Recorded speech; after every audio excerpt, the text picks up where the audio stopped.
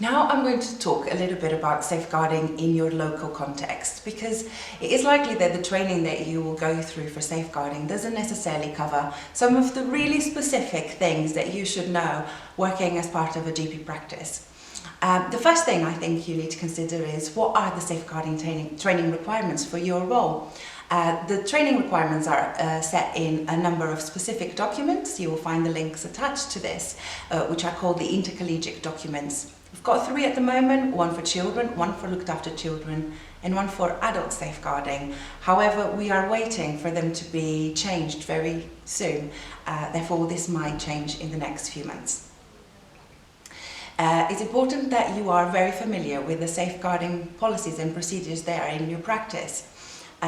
This will be, you should have a safeguarding policy or multiple safeguarding policies depending on how it's divided in your specific place of work, and there should always be consideration of a chaperone policy, and this may be either including within your safeguarding policy or as a separate policy.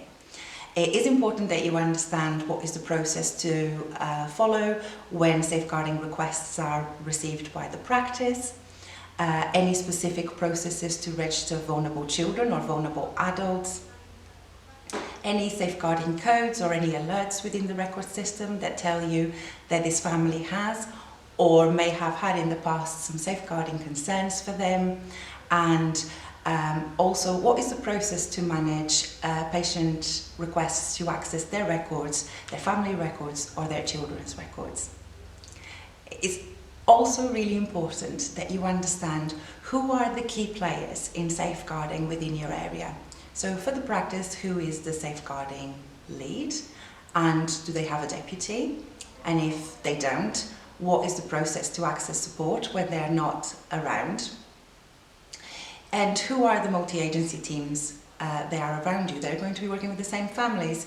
They may have different names, but there should be 0 to 19 providers, so health visiting, school nursing services, multi-agency teams, mental health teams, children's social care, adult social care teams. It is important that you either know who they are or you know where to find information about them.